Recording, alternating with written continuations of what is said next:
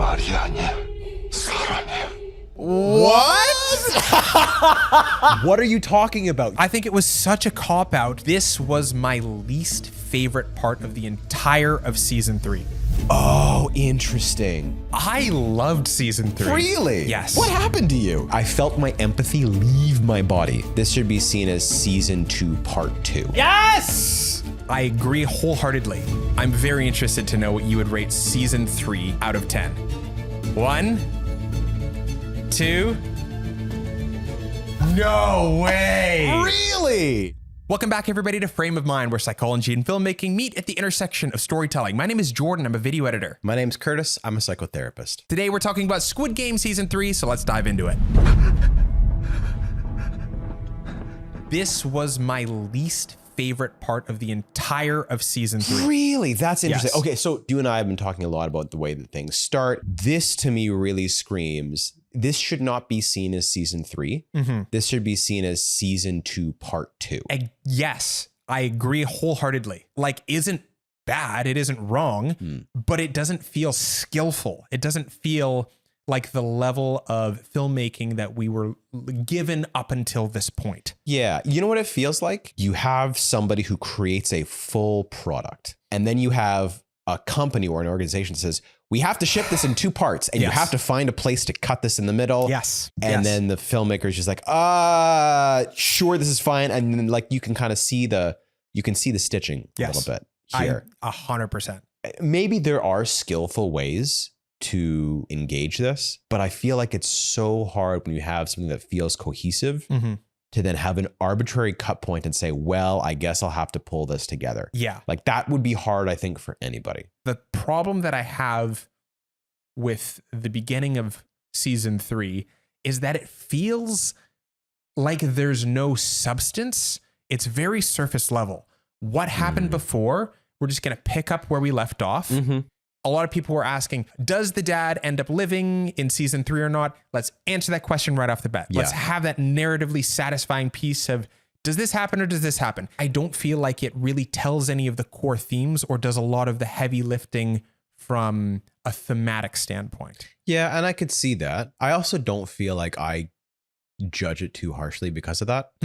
There's a part of me that feels like, oh, it's, this is kind of the way they have to do things. If they had this as this whole cohesive narrative and you have to do it halfway through, part of me thinks it doesn't really make sense to do a whole reset on establishing the themes and kind of your narrative direction when it's so obvious that you're picking something back up halfway through. If they had finished the Squid Games in season 2 and this was another round of the Squid Game in season 3, and they had done this same thing where they picked up on some point from the last games and then transferred over this, then I think I could see your point. And I'd be like, yeah, that doesn't make sense. That feels kind of lazy. But when you're trying to stitch 2 things together, I feel like, I don't know, I'll give them a pass. I don't think they need to dive back into all the themes and direction for the show. If we could wish for anything that we want, if we could reverse time and make anything we want to happen, I would have at least loved to see 30 seconds of something like even the beginning of season 1, episode 1 had nothing to do with the plot or the story. It was just kids playing the Squid Game, and that tied into so many of the themes that we're going to see later. Even if we had something that was like a little bit symbolic before diving into the plot, even if it was just 15, 20 seconds, that to me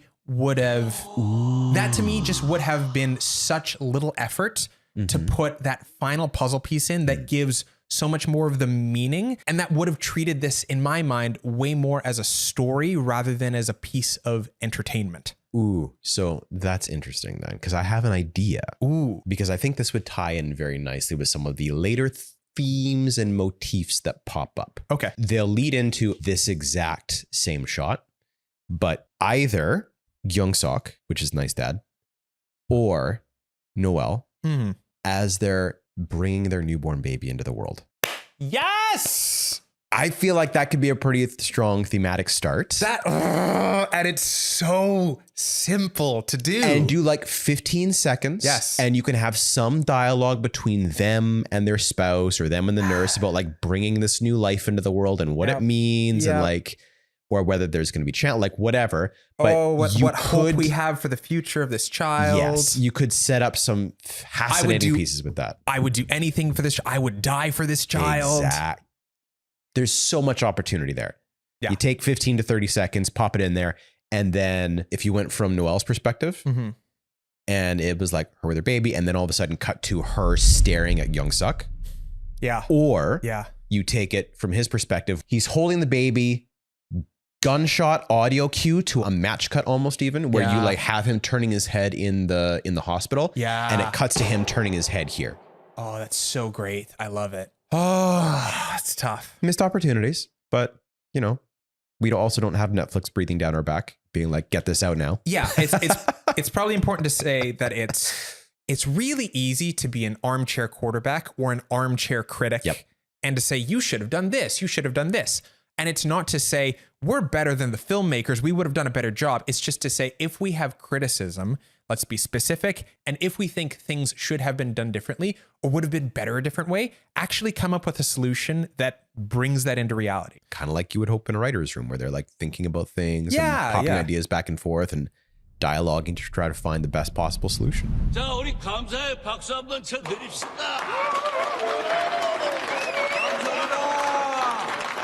And you see first like how Gi Hun is in this scene. He's like comatose. Yeah, he is about as collapsed as you could possibly be. All the will to live and the motivation's been sucked out of him because of the failure. Yes. And you look at then how these people are treating him. This was the moment where, and I don't know if this was for me, like coming back into the show and just having this hit me in the face in the first episode, or if this was like a breaking point of some kind. But I remember having this distinct feeling of like, as I'm watching this, thinking, I now don't care what happens to any of these people. Oh, the circle people. Yeah. Yeah. Like all these people who are like treating Gi Hun this way when he's down and out, I'm like, yeah, whatever. Like I felt my empathy leave my body as it occurred. And I think it was actually an important highlighting moment because there's a term for this. This is definitively Schadenfreude. Oh. Schadenfreude is the concept of taking pleasure in other people's misery. Right. It's literally like joy, pain, or joy, evil. It was this moment that kind of struck me because when I made that connection and I thought about it, I was like, Squid Games just really feels like the show of Schadenfreude. Like there is so much, whether that is the players that we dislike or the VIPs, where the entire purpose of this whole game is being set up is so that people can take joy in other people's suffering. Yes. Why are these characters bad? Why are the bad guys here the bad guys? Whether they're the players, the VIPs, why are they bad? It's because they have, we would almost call it like inverse empathy. Ooh. The idea, because that's what Schadenfreude is. It's when somebody else is hurt. Oh, that's a great definition for it. Yeah. Well, and ideally, like you should be when somebody else is suffering. Part of what the idea of empathy is, it means that when somebody else hurts, I experience hurt with them in a way. Yeah. Because I can see myself in their position. I can identify with them. I humanize them. Right. Versus when you have Schadenfreude, in a way, that's where you distance yourself from other people. You can take joy in their suffering because you can't see yourself in their position. You dehumanize them and you separate yourself from them. And I think because most of us as human beings, we're looking for belonging and connection. When we see somebody else engaging in Schadenfreude, we can take a little bit of more of an objective perspective, like the viewer of a show. We can be like, oh, this person is hurting. This person treats that person badly. I don't like that person. What did you think about Gi Hun's comatose, apathetic state of being? How did that land for you? I think that made sense. I do too. Yeah. It feels like he's tried so hard. He's been doing everything and then he fails, especially like after his best friend dies. Totally. And like failed uprising. Yes. He has been brought to the brink of absolute collapse. He's done everything within his power. And now it feels like, okay, I'm now powerless to do anything. Plus like the betrayal, he is grappling with a lot right now. Totally. And so it makes sense. I think episode 2 is my favorite episode of the whole season. The things that I thought it did just structurally well from a filmmaking perspective, a lot of really great match cuts using situations, character expressions, and shot angles. Okay. So for example, we have 3 different characters who each have a problem with their ankle.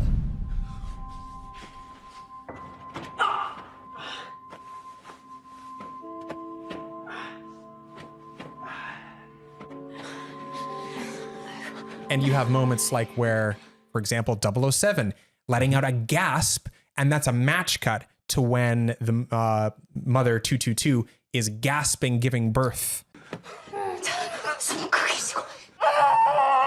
That is really good. I like that. That's a really interesting and great technique that the filmmakers use as a tool to stitch together different A, B, and C plot points. So the A story, the B story, the C story, all these things are happening at the same time. Yeah. How do you smoothly transition between these? A really great tool for that is what they're using is the match cut, because not only does it transition from one to the other, but it also highlights certain elements of the key pieces of what connects each of these different stories. And usually what you'll find is that the places where stories intersect is actually a place where a lot of the interesting storytelling happens. Yeah. You can do audio match cuts. You can do situational match cuts. You can do framing match cuts. There's a whole bunch of different ways you can use that filming technique of transitioning from one scene to the next. Yeah. And I thought that they did a great job of that here in episode 2. So when you and I were having a conversation about this episode and filming it, you sent me a meme. Yes. You want to put that meme up on the screen right now? Yep. I'm curious about now that you have kind of finished everything. I'm so glad that you brought this up. For those of you who are audio only listeners, I sent Curtis a meme, which is seasons 1, 2, and 3 of Squid Game, the posters, and then underneath each of them, the level of detail of that horse drawing representing how good you thought the season was. Season 1 was great, season 2 was great, and then according to this meme, season 3 was a hastily done child's drawing. I loved the fact that you shot me that meme because I thought it was really funny. Yeah. I'm curious whether or not after having watched the whole season and the whole series, does that meme feel like an accurate reflection of your opinion? I think I want to answer that in a very different way. Okay. I would like you to pick up this whiteboard that you see beside you. Is this? This is a brand new thing that I was not anticipating. We're like, what is going on here? So what I would like to do is something that we haven't done before is I would like you to write down what you rate season 3 out of 10. Ooh. And so we only have one whiteboard marker. Wow, we are a high budget production here with a single whiteboard marker. Exactly. I'm very interested to know what you would rate season 3 out of 10. Okay. Ready? Yep. 1, 2. Guys, if you're enjoying the episode so far, we have an extended cut over on our Patreon where we keep in all the things that we have to cut to satisfy YouTube. It's probably like an hour or 2 longer at this point. So if that interests you, check it out at our link in the description below. But now back to the episode. 1, 2, 3. What? No way. Really? Yes. This is fascinating. What happened to you? I loved season 3. Really? Yes. I was rather disappointed. I think this will be a very interesting episode. This is going to be a very interesting episode. Okay. So 5 daggers. 5.5 daggers. Because the dagger broke. Daeho's dagger broke, so he gets 5.5 daggers. Oh boy. Maybe I'll say this. Just because I enjoyed season 3 doesn't mean I don't think that there are some major flaws that exist. Okay. So my reason for giving it a 9, the reason why I think so highly of it, isn't because I don't think there are objective problems with it. It's because I think that the show did exactly what it set out to do. And even though I thought it was narratively unsatisfying, I don't think it betrayed the core themes of what the filmmaker was trying to do. Oh, that's interesting. So you said that you thought it was narratively unsatisfying. Yes. I think that looking at what the internet thinks, I think that's a common opinion. And I actually agree with that. Mm-hmm. But I don't think that, in my opinion, is the same critique as the show being bad. I think that something can be both narratively unsatisfying and a high quality show. Ooh, depends on what you're talking about when you talk about quality. Yeah, because there are some issues of quality. Did anyone bet on her for the next game? Who in their right mind would do that? There's 2 big pieces that I feel like when people have criticism with what they think went wrong in season 3.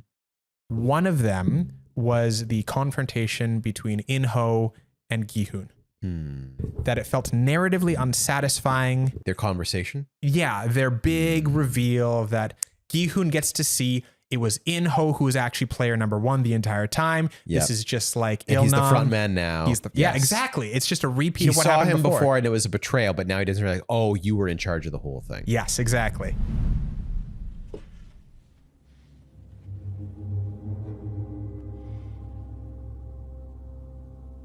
성균 씨. People seemed like they were very upset about this.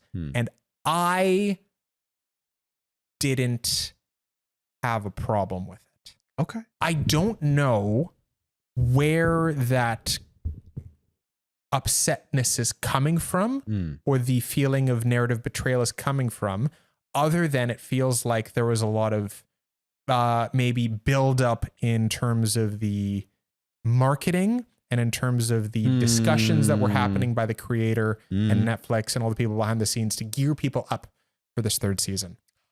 I was not exposed to a lot of that. Yeah, me either. And so I have 2 questions, but the first one is, how did you feel about that scene, that interaction? And then the second one is, how much do you feel like marketing and the build up to a series factors into how you critique and how you rate that series?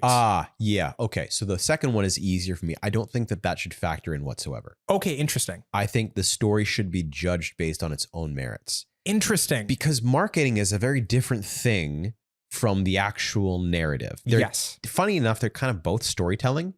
Yeah. But they are for very different functions and purposes. Right. Like the function of storytelling in marketing is just to drive more sales and get more eyeballs on the product. Right. And so in a way, it doesn't necessarily need the cohesion.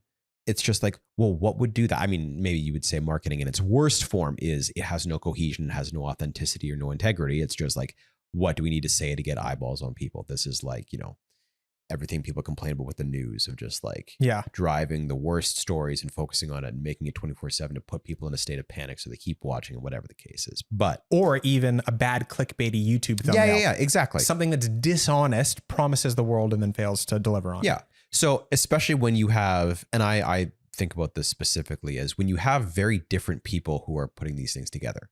Like I almost guarantee you that the director and the creator of the show has no input on the marketing process. Like that's not their department. They're not doing anything about that. Maybe or at least very little. Yeah. And it's going to be at a super high overload. Like the show's creator is not sitting there with the editors who are making the cut for the marketing clips. It's like, no, this clip goes here and this one goes there. It's like, that's a completely different department. They're not doing anything with that.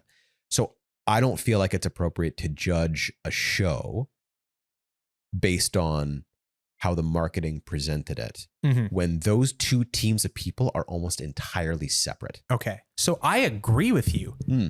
Yet our scores remain so different. Yeah, it's going to be, I'm interesting. We're going through this and I'm still not finding the places where we've diverged. And I have a feeling I'm starting to understand why, but we'll see if we get there towards the end. Cause I think as we get there, it's going to be more and more clear why we do that. Gotcha. Your first question though, which was, what was your impression? What was your experience of that scene? I definitely noticed feeling disappointed. Interesting. Part of it comes down to, again, it's like one of these little things where in hotels, Gi Hun like, sit down, this is going to take a while. And it is a 2.5 minute conversation. He could have absolutely stayed standing if he wanted to. It was not this like huge, long diatribe of things. Oh yeah. So it did feel like I was disappointed with that conversation because it didn't feel like there was any big like ethical confrontation of worldviews. It was like, here's the knife, do the thing. This is going to work. You have a choice about what to make in this. And that's kind of it. Yeah. And it set it up, but it was very logistical. It didn't feel like it contained that depth to it, right? So this is where we find an element of disagreement. I actually felt a lot of the same things right up until the very end. You used the term disappointed. Yeah. I would say I felt similar. I would just switch it to the term underwhelmed. That's another good one. Yeah. Because like I didn't have a lot of stock in this conversation. Yeah. Like I knew it was coming, but like I didn't have this expectation that it needed to be this big moment. Like I was fine with it being like a moment.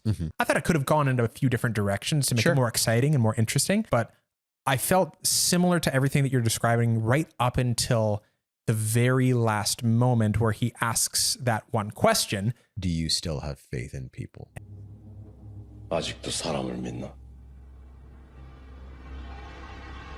Exactly. And that was the moment that really emphasized the underwhelmed to me. Really? Yep. Whoa. Here's part of where it was sitting with me is I was like, okay, this is good and interesting and important. I'm curious to see where this theme is taking place. Like, how does it show up? It then felt to me like for the rest of the show, I was left with, so what was that about? And it feels to me part of the disappointed or unsatisfied part is it really didn't feel like we sunk our teeth into that whatsoever.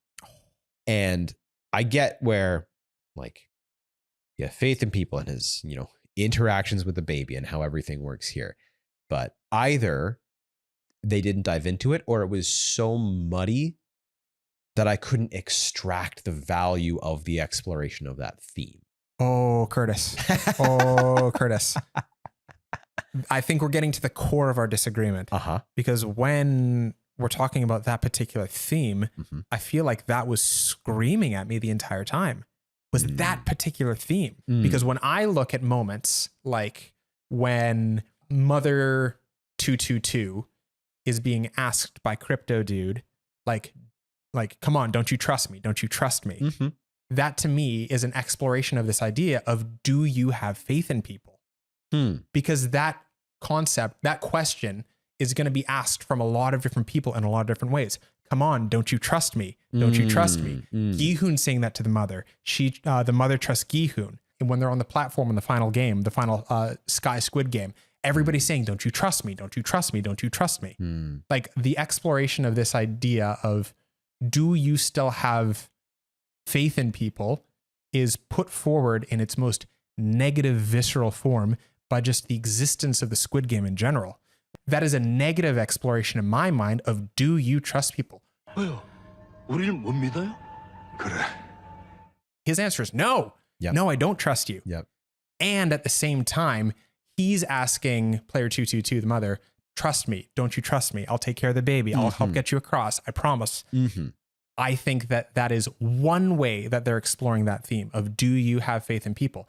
I think that every piece of evidence that you've been given as a response to in-host question should lead you logically to the conclusion of, no, you should not still trust people. And I think that's what makes Gi Hun deciding to sacrifice himself at the very end thematically consistent as the biggest gamble that he's ever taken in his life. Interesting. Because I think that from a logical standpoint, the answer should be no.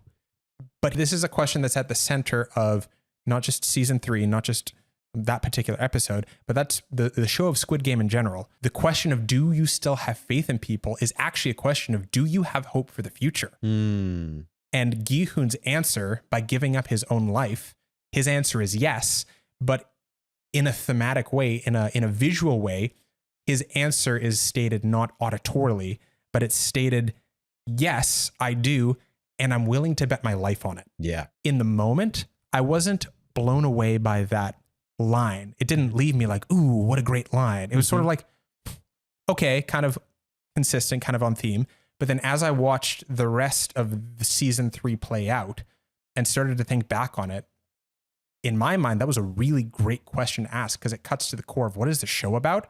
And what does it leave the viewer, the audience with as a question moving forward for themselves? So I thought it was really great. I liked it for those reasons. I also understand if people didn't see it through my particular eyes, they might not have seen it the same way. It's obvious, but it's obvious that you have a different interpretation. So I'd love to hear what you have. What you took away from that. I think the way that you articulated it is actually really good. And it makes me feel like, oh, I could certainly see that perspective, right? As much as I can validate your perspective and say, yeah, that makes sense. And I actually assume that that's probably what the creators and the writers were aiming for with their themes. To me, it still feels really muddy. There's a degree to which I wonder about if we did have a first language and first culture experience of being Korean, whether or not that line translates differently. That's a great point. At one point when they were doing the Squid Game, the one guy said that, oh, they've prepared a lunchbox when they're beating up the other guy. Yep. And I had to literally stop and research. Oh, you Googled it? Yeah, I Googled it. I'm like, why is this person being referred to as a lunchbox? And it was a cultural language-based difference. Yep. For whatever reason, it stuck. But I was left without that context for what that meant. Yeah. I don't get this because there's a piece missing. Culturally, I'm completely unaware of. Totally. I feel like there's a little bit of a difference between do you still have faith in people and do you still have faith in humanity? Like people feels more like that individual people. Do you still have faith in people around you versus do you still have faith in the essence and nature of humanity itself as our entire collective? Right. Which to me feels like if you're thinking about the baby, it's like, of course the baby is that like symbol of hope for the future and potential for things to be renewed and to be different. When there is a new cycle, every new opportunity is a chance for change. Totally. There's a piece, especially when we're thinking about the ending and his sacrifice, where I'm like, I can understand you making that gamble. To me, it feels like the dumbest gamble you could possibly make. Because from the experience of what you have seen with In-ho, what about him has demonstrated to you that he should be somebody who is trustworthy to carry on the future? He does it in the end. Yeah, exactly. But I didn't believe it. Oh, maybe that cuts to the core as well. Because I did believe it. See, I have a hard time with the juxtaposed pieces of In-ho's character. Okay. I don't understand how somebody would be, let's be kind and compassionate and like kind of do these things for these nice people, while at the same time being perhaps the most nihilistic character I've ever seen. Like, okay. He has these juxtaposed parts that feel like we've talked about characters having depth and variance before, which is really cool. But these parts feel so far apart. I have a hard time believing this is the same person. Really? Okay. And you could potentially frame it as like, oh, well, like there's In-ho with the mask on as the frontman, then there's In-ho as the person, and these are the roles that he has to play, and you can kind of frame it any way that you want to.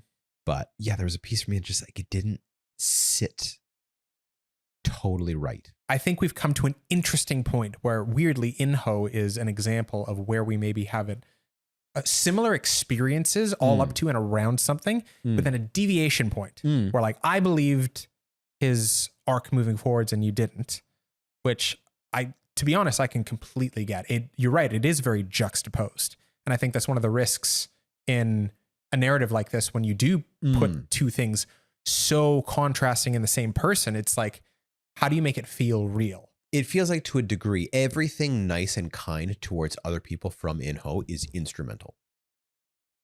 Yes. Like everything that he does that is kind and compassionate is essentially a manipulation. Oh, interesting. Maybe this is where we see him differently. Well, just think about like everything that he's done and how he framed the games and how he pulled things, like being a person who is able to be involved as a player in the Squid Games and then pulling it back and, you know, having what seemed to be no qualms about the idea of betraying all these people and how they're going to feel about it, and then shooting Gi Hun's best friend, and like all this stuff appeared to be well in line with his character. He's like, listen, this is the way that things are.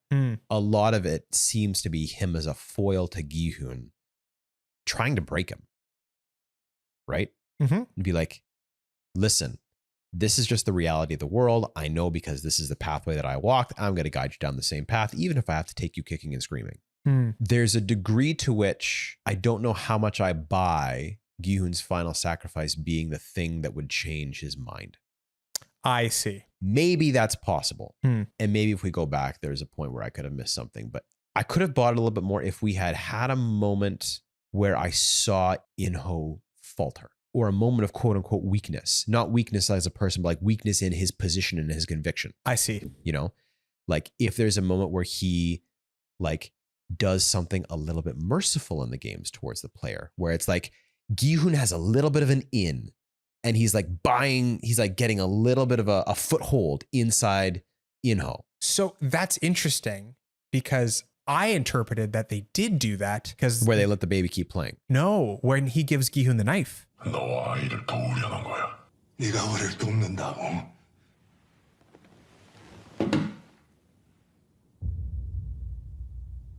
See, I didn't interpret it that way. See, and that's what that's what I kind of thought. I interpreted that as like, because that's going to require you killing people. It's the Darth Vader, Luke Skywalker thing. Totally. Kill your father, but by doing so to protect yourself, you come to my side.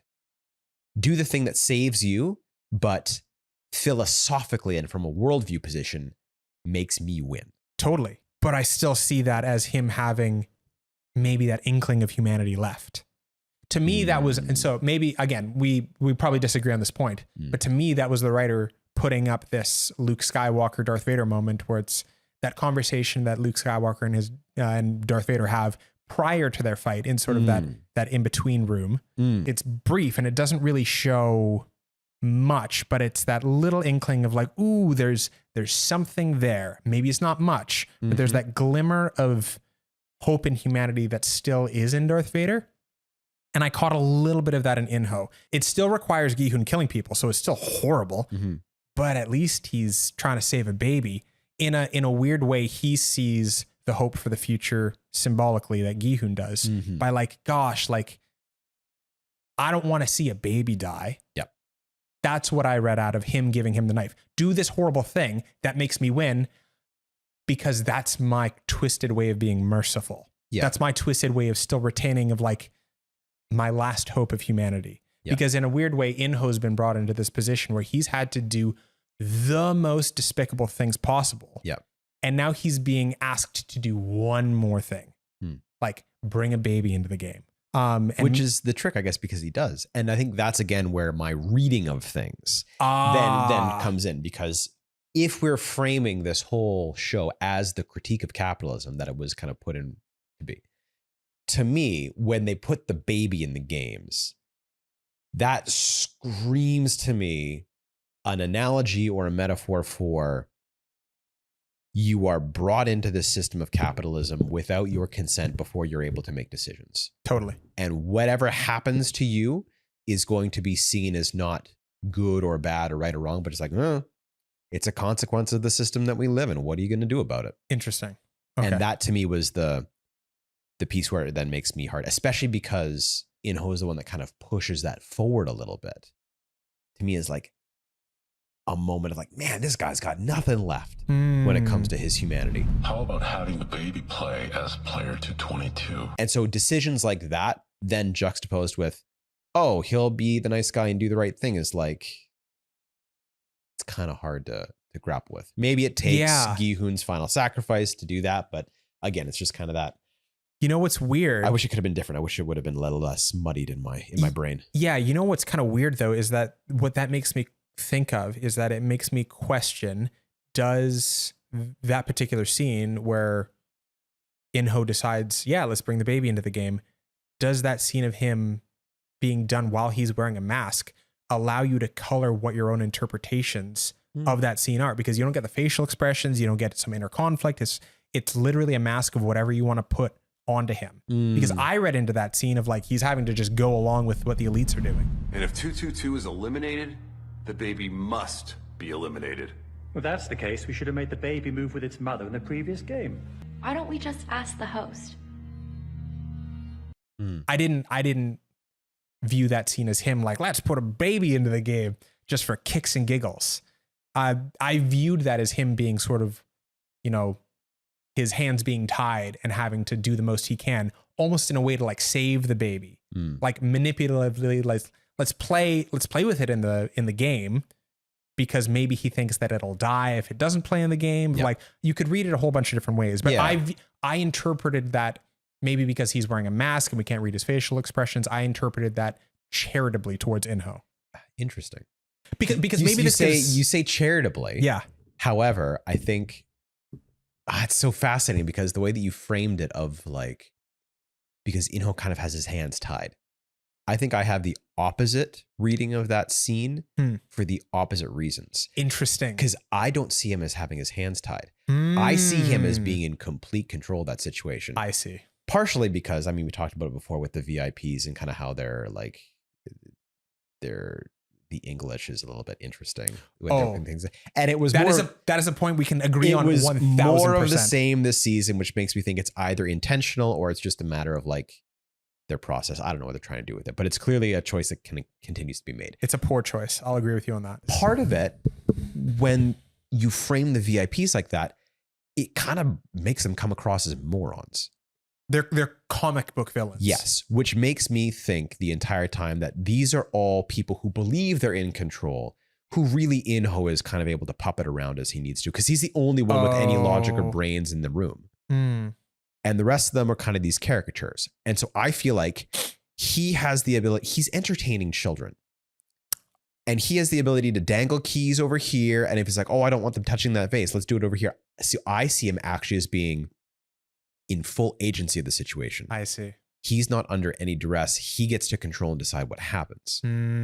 But if that's the case, and where I'm being charitable to him is he's actually in control and he's smarter, that's what kind of makes me feel less charitable about the decisions that he makes. I see. Where it's like, no, if you did this, you're in control. And to be fair, that is a situation where you could absolutely have somebody be in control but not perceive that they're in control. And so I could totally read it your way. It's very much like, I don't remember who it was, but like one of the Kardashians saying that they're feeling pressure to conform to, you know, the beauty standards of the world. And I was like, girl, you are the beauty standard. What are you talking about? You're the one who sets the precedence for others. If you decided to wear a trash bag, people would be like, oh my goodness, that's so chic. That's beautiful. Like, you get to set that. But that's an interesting example of where people who are in control may not feel like they are in control. Totally. They may still be operating under these like subconscious processes and not realize the agency that they have. Yeah. So you could totally read it that way. I just didn't. It's weird. The image that immediately came to my mind is, I'm not sure if you've seen it, but that cartoon illustration of a bird trapped in a bird cage, like with its hands over the bars, but like it's just 2 bars and the rest of the bird cage is wide open for him to walk out at any point in time. That's a great example. Yeah. Because that's definitely where people can live in their experience. And they're just looking at that one perspective. Totally. And they don't see the options that they have because they're locked into this system of thinking. But you know what's weird is that actually, much like the entire show, I actually agree with that viewing of the situation. My perception wasn't like his hands are tied, I can't do anything. It's more of my perception of In-ho's hands being tied was, yes, to a degree, much of his own making. It's like, I have been trapped in this bird cage of my own volition. I hold the keys. And yes, I can choose to walk out at any time. And that is fully within my control. But it will require consequences. And I'm not willing to pay those consequences. Interesting. And so that totally makes sense. Where our disagreement is because it is exactly the same situation, but everything leading up to it kind of frames it as either making sense or not making sense. So I totally see where you're coming from now, actually. That does make sense. And if I hadn't had that experience leading up to it, maybe I could easily see how I would come to exactly the same conclusion. Yeah. And because so much of it is hidden behind intentions and did this theoretical non-existent character actually mean this or this? Like, I don't feel like I have any sort of justification to say you're wrong. Like that's fascinating. How I can vehemently disagree, but also see exactly how I would come to the same conclusion. Yeah. And kind of as we're talking about the ending, maybe this is a good space to kind of keep going, because I feel like we're getting more to where our scores are so different. Yes. Because even if this was a little bit muddied, I could kind of see if potentially this was going in a direction where it makes sense that I could be a little bit more charitable for it. Totally. However, almost everything about the ending to me struck me as like the last half of episode 6 really is just setting up Squid Game USA. Yes. Because it's mostly just wrapping up character stories and saying, we're not going to visit any more of these characters. This is done. This is finished. This is it. Hey, here's Los Angeles. Squid Games is going to be in the US. Again, I see where you're coming from. I had a different interpretation. What? So I could see how that could be a valid interpretation. The reason I see it differently is because so much of the time was spent on the winning baby, 222, yep, and also Gi Hun's daughter. Because there's an important piece, if we're talking about the critique of capitalism, there's an important dual criticism that I feel like was brought up in the show that I found super fascinating that it chose to explore at the very end, which is there's at one point in time, a lot of characters are talking about this baby being brought into the game and like, oh, this baby's innocent. It didn't do anything evil. It didn't do anything wrong. It doesn't deserve to be brought into this hellhole. 그치만 착한 난쟁이가 뭔 죄가 있겠습니까? 이런 지옥에서 태어난 게 저 아이 탓은 아니잖아요. And at the same time, as soon as it was brought into the game and given that status of having equal claim to this potential prize pool, these characters start questioning, well, hold on, this baby didn't do anything to deserve this money. 그럼 저희가 지금 죽은 엄마 번호도 물려받고 돈도 물려받는다는 겁니까? 49억을? 그렇습니다. 씨발! 그런 족 같은 경우가 어딨어? And then at the very end of the show, they explore this idea about, hey, child 222 and Gi Hun's daughter both inherit money they had nothing to do with the actual obtaining of. And so it's interesting how at the very end, there's this, again, capitalistic critique of people who inherit an ungodly sum of money and didn't do anything to deserve it. And weirdly framing it in a way that sets you up as being on their side right up until the moment that they inherited the world. Like you inherited a kingdom's worth of money. You didn't do anything to deserve it. But the film did an entire weird amount of legwork to make you feel sympathetic for and root for the trust fund child billionaire. Yes, but I disagree. Okay. Because there's something where I think and I think this is actually highlighted very well by Gi Hun's daughter. Okay. Where she says, I don't want to have anything to do with this guy. Yeah. And then, it says, well, he's dead. And you see her whole demeanor change. And to me, it's like, these kids are trust fund babies, but not in the way of like they've been set up by their parents because their parents are gone. Yeah. And I think there's something about, again, we go back to the whole themes of the show, monetary and resource valuing, being equated with human life valuing is the wrong way to go about things.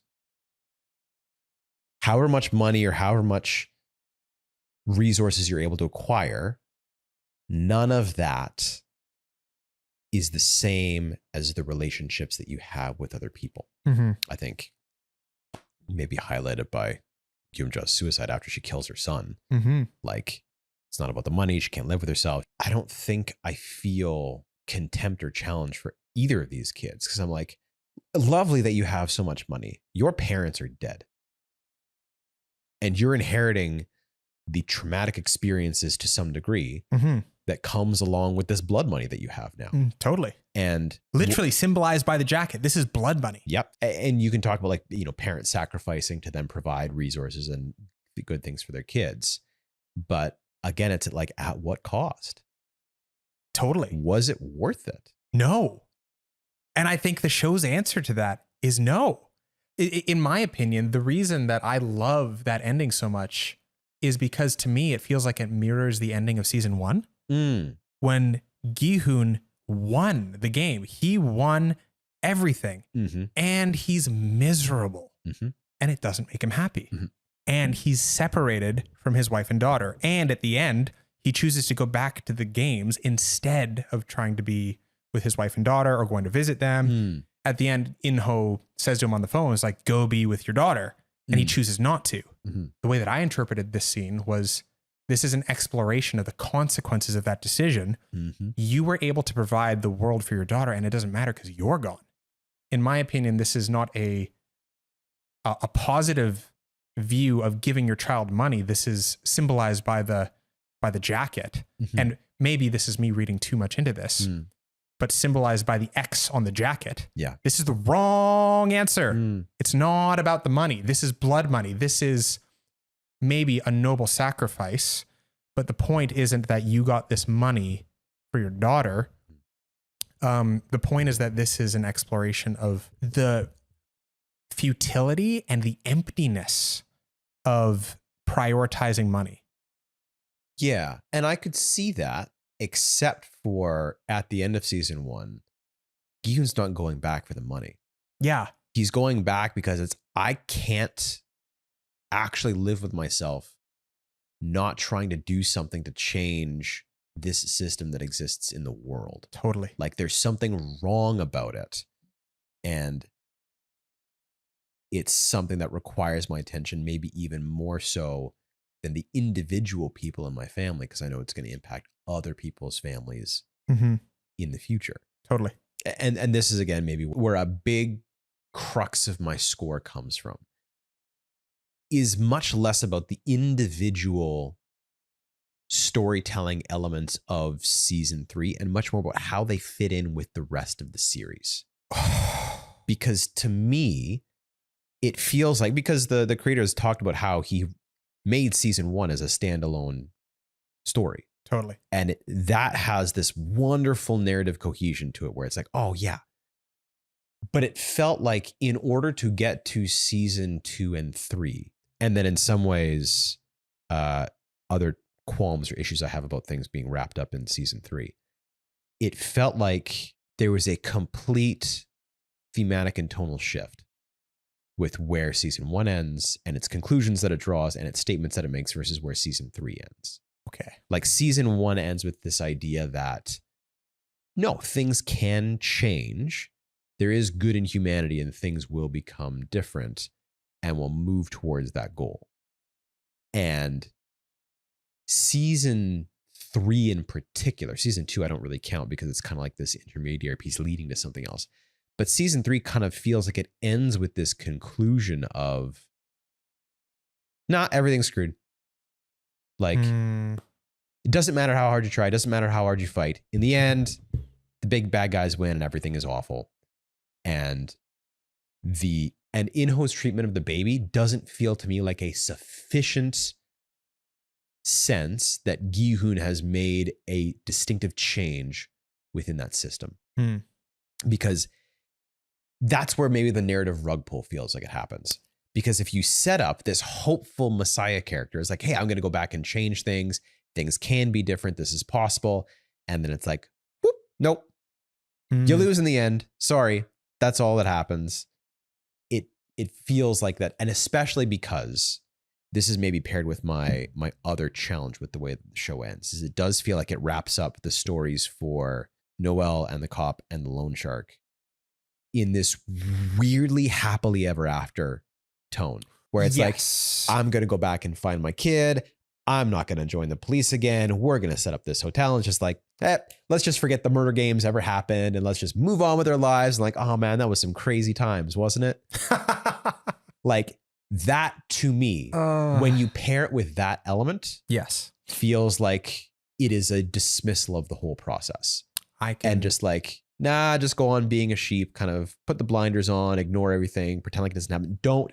And again, that pairing gives me the sense of don't bother, don't try, don't go back. It's not worth it. Ooh. Versus, I think there are some maybe potentially interesting other ways that it could have been framed that may have resulted in less of that experience. That makes a lot of sense. So maybe I have an interesting question to ask you. Let me see if I can reframe your interpretation. It feels like the ending of season 3 is more like the bad guys win. There's nothing you can do about it. Best to put the blinders on and just pretend like it doesn't exist. Do you feel like that was the intention of the filmmaker? Probably not. Okay. So then that makes a lot of sense, because in my mind, the only resulting solution then is sloppy or incomplete or inadequate portrayal to get you to see that that was what they're trying to do. Yeah. And so it was a failure to portray your message as opposed to a bad message. Yeah, you're right in that it is probably more of an inability to articulate that message clearly and accurately than it is it actually came to a bad conclusion. Right. It feels like they're messy with the way that it's presented. Okay. So hearing you describe it that way, I can totally see why you came to the score that you did. That makes sense. Maybe as my last ditch attempt to put forward the way that I saw the season wrap up from my perspective, I found it fascinating that you said you felt it disjointed from season 1, because that was actually one of the reasons that I liked it, because I felt like it really concluded what it set out to do from season 1. I didn't view Gi Hun as a failed messiah. Looking back on it, I view Gi Hun as a gambling addict who never figured out their addiction. So Gi Hun from the very start got into debt because he was a gambling addict. He got into the Squid Games because he tried to solve his gambling addiction with another gamble. Then he won the Squid Game by gambling his life. And then when he won it, it wasn't enough for him. And he gambled his life again and he lost. And then the very final thing that he does is take one final gamble. But that bet was on the bet for the future. Do you still have faith in people? Yes, my final bet is I'm going to bet my life on it, that the future can be better. And my interpretation is that it's bittersweet. When season 3 ended, I felt sad, but I noticed that I felt sad in a very similar way to when I found out that none of the people who caused the 2008 financial crisis to happen were ever held accountable. Right. There was a sad realism behind it. Yeah. Where the system didn't change, and I viewed that as really gut-wrenching, but in a way that highlights some of the negative pieces of capitalism that they were setting out to critique from the very beginning. And that in and of itself would suck, and I would hate it if Gi Hun's death didn't impact people further down the line. So what happened was, and which makes sense where we disagree on Inho, because if his transformation and Gi Hun's sacrifice didn't believably change Inho, I totally get why that falls flat. The one, though, that I loved in addition to Inho was how it impacted Noelle. Because at the very end, she's watching him give that one final sacrifice. And that ends up changing her trajectory. And that's what saves her. And maybe I'm reading a little bit too much into this, but from my perspective, it was interesting for me to see that Noelle did not see this happen in person. She saw this happen while sitting down watching it on a screen. Okay. I would love to be able to sit down with the creator of the show. If we ever managed to do that, that would be incredible, to ask him these questions. What did you mean? But all that we're left to do is speculate. What it felt like I was getting from it is that changing the system does not happen in this big, flashy uprising. And in my opinion, that's why the uprising was given so much emphasis and why it failed. Because it seems like what the position of the creator is he's putting up this idea that this big, crazy regime change-esque flashy change isn't the way that we change the system. It feels like what he's attempting to say is that changing the system happens at the level of the individual, one person at a time, which, if that message is not portrayed well enough to be seen without a lot of digging and without a lot of speculation and a lot of filling in the gaps about what the intention of the filmmaker or the show creator was, I get how that would be easily and not lost on people for lack of skill in critique, but because it perhaps wasn't communicated as effectively as it could be. So all I'm left with is my perspective in saying that I got this, but maybe I got it because I was primed at the very beginning with I was expecting to hate the show. And so now all I'm seeing are the good things about it. Yeah. Maybe it's because I was watching the show at rapid pace, 6 episodes in a row, the day that I could, because we had to film this, as soon as possible. If that's the case, I could acknowledge that would lower the score, because if it's a message that's so nuanced that only a handful of people get it, there's this debate about what is the truest interpretation of a film? Is it what the filmmaker intended? Is it what the audience receives? Is it a combination of both? And I'm torn. I don't necessarily know what to think at the end of all this, other than to say, I loved it, but I can absolutely see and understand a lot clearer now at the end, having talked through all this, why that's not the case. And if it's not the case for so many people, there's clearly something that went wrong somewhere along the way. Yeah, I could see that. And I do feel like it's a matter of like, there are small changes that you could make. Agreed. That would be able to help emphasize that. So like, let's assume that your positive framing of this is everything that the creator of the show wanted to communicate and express. Totally. If that's the case, I don't think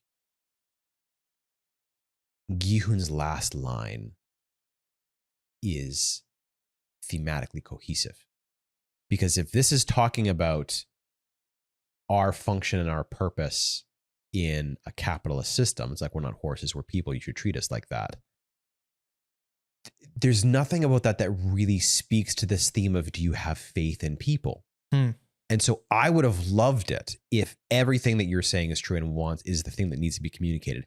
I would have loved it if Gi Hun's last line was a little bit more abstractly, but under the surface, directly speaking to In-ho. If there had been like some version of like, obviously this would be so campy and on the nose, so you wouldn't want to frame it like that. But some like wink and nod to like, I'm trusting you. I see. And that could potentially be even more powerful. It's like, do I still have faith in people? Yes, I do. Do you know who I have faith in? I have faith in you. Okay. Like something like that would have been great. But this is where I feel like the muddying is happening, not because they're bad themes, but because the themes are mixed. Right. And it's like, which one do you want to hit on? And if you're going back and forth between these, it can kind of feel like, well, so what are we talking about here? And that then, even like that one little line, if that had been different, maybe that then, even if nothing changes in the show beforehand, gives me a different read of In-ho afterwards. Maybe he has been impacted. Maybe he has been changed. Maybe something has shifted, right? And it's like, it's interesting how you don't necessarily have to change that much stuff. Like, there are these tiny little levers and tweaks that you can pull in a show that could pivot the whole thing. Totally. It's interesting how so much of filmmaking is built on a very precarious foundation where the slightest little change can either positively or negatively impact something dramatically. Yeah. The lack of seeing somebody process from stage 1 to 2 to 3 might be the make or break moment with whether or not that final character moment actually resonates with you. Yeah. And it sounds like I might be in a very small minority of people who actually ended up seeing that change as being cohesive. And so maybe if I'm reading the room being the world correctly, maybe it's incumbent upon me to go back and do a little bit of rewatching with my girlfriend to see if I pick up on some of these things differently. Yeah. Or maybe I feel like they're actually not as well orchestrated as they feel in my mind. Maybe when I watch it back a second time, it will feel a little bit more stilted. It will feel a little bit like, you could have bridged the gap a little bit more here. Maybe I was a little bit charitable with my bridging the gap between point A to point B. But well, and interestingly, then now that we've had this conversation about it, I might have a different rewatching experience if I go back and see it. And maybe there's a little bit more charitability to it. If I can say, okay, if I'm trying to be generous to the writers and the creators of the film and say, okay, here's the themes they've been going at. What does this say about it? Maybe it gives me a little bit more of an opportunity to interpret things more openly. Right. So some possibilities that the more dialogue that we have about it, the more we could kind of have an open-ended experience of things that could shift and change on rewatchings. I love it. It kind of leads into, I think, a couple of things of how I would have liked to see some of the endings play out differently. Okay. I feel like there's just such a missed opportunity. I understand that, of course, In-ho would give the baby to his brother because that's the person that he knows and that's there. I feel like there's such a missed narrative opportunity for Noelle not to end up with the baby of 222. Oh, agreed. Like, I think it was such a cop-out to have her child magically, oh, your kid's actually alive. That was a Deus Ex Machina moment for me, where it's like, oh, actually, the immigration guy says, hey, we've actually potentially found your kid, and like some opportunities for hope, which is, I get that that's thematically consistent because kind of Gi Hun inspires her with some hope, and then she goes on and says, okay, let's be hopeful, let's kind of keep looking. But it does feel like a cop-out versus, I feel like you could have given such powerful thematic statements around the idea of somehow Noelle ends up with the baby. Yes. And it's like, this isn't my child. Yes. But the part of me that still wants to be a mother and resonates with that can come to this child who is missing something, and we can come together and help each other meet each other's needs. Totally. Like we can be there, we can support. And I think another piece too of it ties in with one of the themes I talked about earlier, where Gi Hun is talking to Junhee on the stairs and he's like, hey, we all made our choices to be here. I feel like there's this wonderful idea where if Noelle ended up with the baby, you could say, we can't change our choices of the past, but we can make new choices about the future. Yes. And just because something has been lost before doesn't mean we can't come back and pick something else up in the future going forward. Totally. Like there's new opportunities. How are you going to step up to these things? 100%. So I feel like that was a massive missed opportunity for some of that narrative satisfaction, the interweaving of things to kind of connect. I think we couldn't agree more. I think sadly, the area where they dropped the baton, so to speak, is the area where they could have used as an opportunity to pass the hope baton between characters. Yeah, exactly. When it comes to Gi Hun's ending, I had an idea, and it feels like an idea that's way more interesting because it felt like this was the ending that we got was not very thematically deep. Ooh. It felt like it was a little bit thin, and especially I'm a little bit bitter because they used a huge amount of the time of episode 6 to set up the USA games, which is like whatever. But you could have used that time instead to, and you tell me about this, because I kind of thought about this because I was like, what would I do if I was in Gi Hun's position? Like, because it is interesting to have it set up where it's like, oh no, you didn't get a chance to press the button and now crypto guy is gone and it's just you and the baby and you know how the rules work. Like, what do you do in that situation? And I feel like we had an opportunity that could have been so interesting to explore more themes and ideas. If Gi Hun, rather than jumping off the side, picks up the baby, goes back to the middle, sets the baby down, sits down in the middle of it and says, I'm not making a sacrifice of this baby. I'm not making a sacrifice of me. I see. I won out of agency. This baby is innocent and does not deserve anything. You decide what you're going to do. Hits the button. Oh, I love that. Because now you put it like, and part of why I like it is, again, this would feel a little bit more narratively satisfying for me because this entire games, season 1, season 2, and season 3 has all been the people in power being in control over what happens to the people who are playing. Yeah. And this is finally a moment where a player could turn it back on the people in charge, and we have to explore their morality. Yeah, and that would have been a great opportunity for us to see In-ho have to make that choice. Because are you assuming that he's going to be the one who has to make that decision? Well, this is the thing, and this is why I like it. Yes, I thought about it, but like the reason that I like this idea so much is because I don't know what would happen, and that seems interesting. So immediately when you say, because I love this idea, immediately when you say that, what I envision in my mind is In-ho. Somehow it comes to the place where In-ho actually has to go out himself and has to be the one to decide. Like, for whatever reason, all the red guards, they set up a scenario where they don't have to actually be involved with it. Get it to the point where In-ho himself has to be the one who makes that choice. Yeah. Like baby or Gi Hun. And he has to make that decision. And then he's the one. Maybe that's one of the things that propels him further through that transformation. And is that missing gap of like, maybe this is the thing that actually bridges the gap between where he was and where he ends up. Yep. That maybe was missing from your perspective throughout the rest of the show. Exactly. And I could see where people would be like, oh, well, that's a cop-out for Gi Hun because then he doesn't have to make a choice. But I feel like in that moment, Gi Hun is making a choice. And he's making the choice of, again, something I feel like could be interesting in the critique of capitalism themes around the show. Like, I'm not playing the game anymore. Yeah. And again, this is maybe a tell don't show. He says to them, I'm not a horse. But he still acts as if this is a game where he has to lose in order for the baby to win. He still at the very end buys into the zero sumness. Versus if he said, no, the baby doesn't deserve to die and I don't deserve to die because this whole game is bullshit. Now, are you going to continue to play this game? Or are you going to start to see the humanity in us and make a choice outside of the constructs and confines of the system because it's completely arbitrary? Totally. We're humans. We could see each other as humans. We have this opportunity. What are you going to do? And so I would have loved to have seen like the debate between the VIPs and like maybe pulling some humanity out of them. Do they have different positions? Do they get in a fight about this? Do all the VIPs end up on one side and then it's the VIPs versus Inho? Yes. And they have to figure out, well, what are we going to do? And then what's the power struggle there like? Like it feels like there was an entire half episode or extra episode of material that could have been pulled out.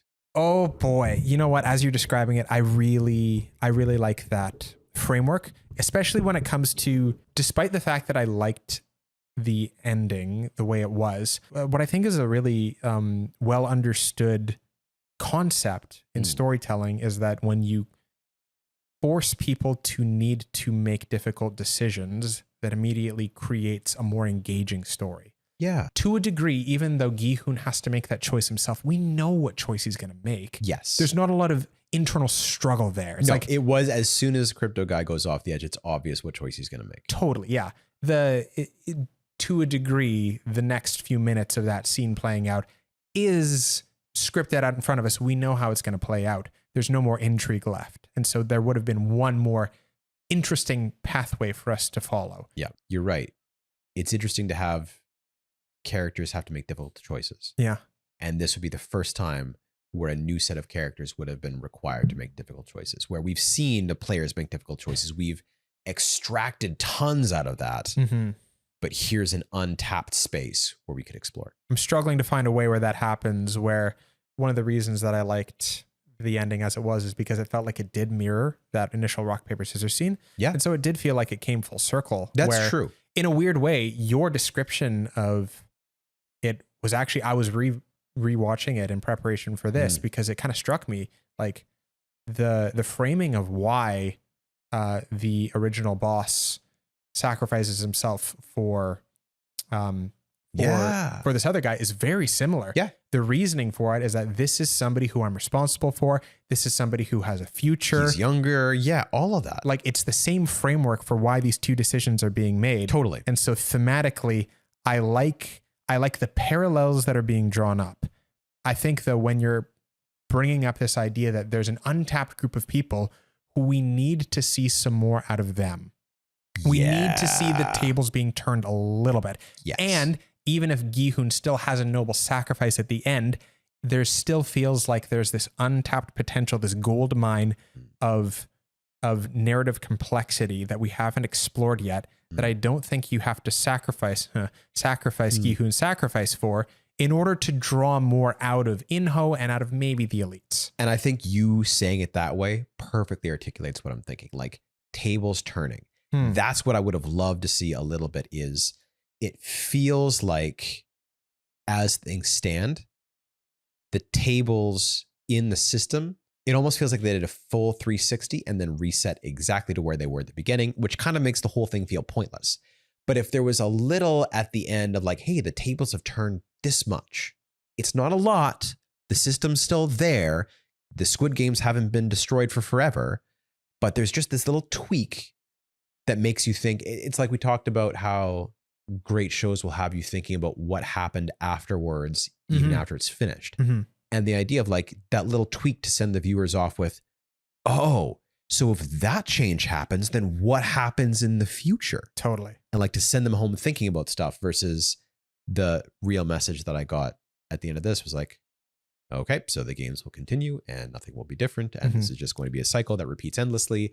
I am so demoralized. Totally. I think if I can say anything to, even if I didn't change my score, a big point of criticism that I have, and maybe where some of that tonality got lost, is their decision to end the series on a universe expansion.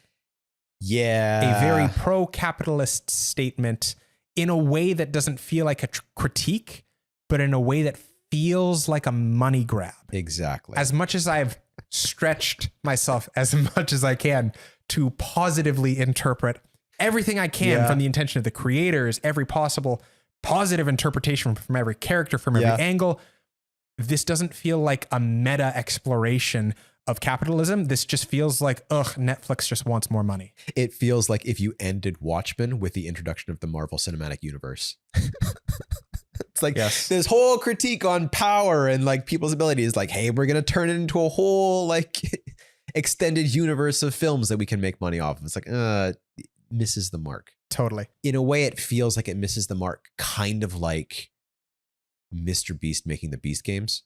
Oh, yes. Like, you literally stripped every piece of meaning out of this thing and only extracted the most basic, and in some ways played right into the creator's hands of like, what a horrendous thing to do. Yeah. This is the epitome of what we don't like about it. You completely missed the point and we're like, hey, anti-capitalist thing. Ooh, capitalist opportunity. And it's like, are you kidding me? Just the visual image of somebody watching the series and then the immediate first thought that they have is, ooh, money. Just, you totally missed the point. You're staring at the piggy bank. Let me just Photoshop Mr. Beast's face over one of the characters as they like look up at the money being piled up in the piggy bank. To be fair to Mr. Beast too, I have a feeling that for him, it might not actually be about the money. No, it might be a lot more about like, it feels like he's chasing the views. Like he's that kid who got so obsessed with what it takes to make a successful YouTube video, but he never got off the train when it reached the station. And so he's riding that train till the end, whatever that's going to end up looking like. That's a sad transition from maybe what does this look like in a narrative cinematic universe to what does it look like in real life. And now you see why I'm so disappointed about the show. Is I was looking for that little even like glimmer of hope table turn. And it feels like we got the Beast games at the end now. And this is what the future of this series is going to be. And it's like, no, it's too bad. So all that being said, looking back on it, I do not mind at all if they took a little bit more time and effort to make sure that we got and were able to hold on to that glimmer of hope a lot better. I feel like I got it, but hearing you describe it, I can change my opinion a little bit and say I think they could have done a lot more. By the sheer fact that so many people seem to agree with your perspective, I think it was incumbent upon them to do a little bit of a better job to make sure that that glimmer of hope was a little bit brighter. Yeah. Just a little like, and again, it doesn't have to be a whole rework of everything. Everything's awful, but it can just be like a tweak here and a turn there, and you might come up with something completely different. It's true. So that being said, do you want to relook at these scores and see now that given our conversation's been completed, how would you rate things? 3, 2, 1. I'm messing. Okay. I'm giving it a 6. Oh, okay. you got the handle on the dagger. It's fine. I'm bringing it up to a 6. Okay, nice. I think there's a couple of things that have changed my score from a 9 to an 8. The first of which being the realization that I gave a considerable amount of charitability to what I believe the filmmaker's intention to be. Yeah. I think you and I said it from the start that, well, of course they split the series down the middle because like Netflix was probably breathing down their neck and they had to do this and they had to do that. And, I do think though, there's only so much that you can look at a series in a vacuum. The context is actually incredibly important. Sure. And might make or break whether or not your ideas are getting through to the audience. Yeah. So I think that even though I think it might be unfair that Netflix meddled into things, or we perceive that they meddled in, it's possible, or changes had to be made, or maybe this just wasn't a constraint, right? Yeah. Or maybe even the idea that this wasn't supposed to be a 2-part season 1, season 2. It was just a standalone series and it was supposed to end at the end of season 1. All of those things we can take into consideration and say this, that, whatever. But at the end of the day, the only way that we can experience it is the way that it's presented to us. Yeah. I think the other thing that I would take into consideration is the fact that there's three things that I would take into consideration for how a film is interpreted. One is the audience's interpretation. Two is the filmmaker's intent. And three is the clarity of that message being portrayed. Oh, okay. I think all three are important. And I think I realize I've been giving a lot of weight to what I believe the creator's interpretations to be. Yeah. And so maybe I don't necessarily change the way that I experienced the series. But if I seem to be on an island with very few people on it, I think I need to be willing to give a little bit of a caveat that the filmmaker didn't do as good of a job as they could have, or maybe the studio meddling did more disservice to the actual end result than maybe I'm willing to give it credit for. Yeah. There could be a whole bunch of different reasons, but yeah, I think for those reasons, I'm willing to drop it from a 9 to an 8. Yeah. And I think to a degree, like, you do have to evaluate the final product in the end. Totally. Like, that is the thing being judged. I also think, though, like, if you find yourself on a bit of more of a lonelier island in your opinion of it, that doesn't necessarily mean that it's wrong. It almost strikes me more like it just means that you're a little bit further to one end of the bell curve than the other.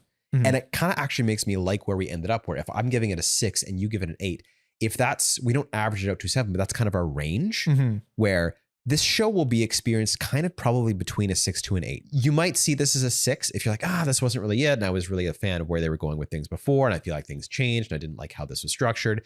You might see it as a 6.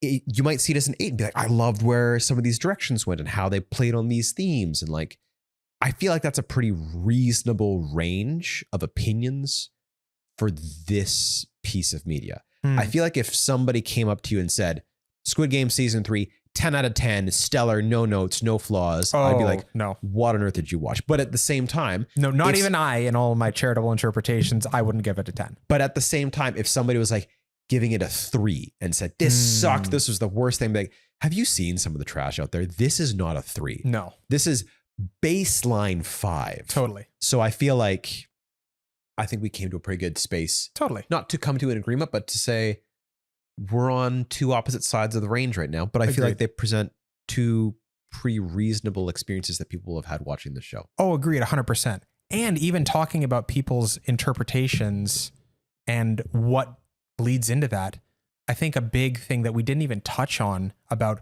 what colors somebody's interpretation of a piece of media is what they experienced prior to it. Season 1 came out of nowhere and took everybody by surprise. And even just that novelty factor alone gave it such a lasting impression in people's minds. Let's say that season 1 theoretically in people's minds were perfect. How do you top perfection? So let's say you even wanted to give season 2 and 3 together the same rating as you would have given season 1. How much better would it have to be in order to be that number in people's minds? Yeah. And probably the more important part of that is not what final subjective number do you come to, but how aware are you of what goes into your subjective opinion? Like, are you able to step back and reflect on, this is my score, and not just this is why from what I watched, but this is where I've come from that informs me when I come to these positions. I see. Like, a little bit of self-reflection awareness about why your score is the way it is probably really useful. So probably good that we did a little bit of self-reflection and adjusted our scores. In many ways, like, a huge part of what we're doing on the show, I think, and what the reflection is like, it's half reflecting on what the thing is that we're watching, but it's also half reflecting on our experience and where it comes from. Totally. Which is maybe the more important part of watching any piece of media, is not just evaluating it, but allowing it to evaluate you. Guys, that's the end of the episode. But if you wanted to see all the things that we had to cut to make this episode come to YouTube, you can check it out at the Patreon. Link is in the description down below. And we've let you know what our opinions and thoughts are. Make sure to tell us what yours are by leaving a comment down below. Tell us what you thought. What's your score in Squid Game? What are the things that you saw that maybe nobody else did? Keep the conversation going, and we can't wait to see you in the next episode. Take care, everybody.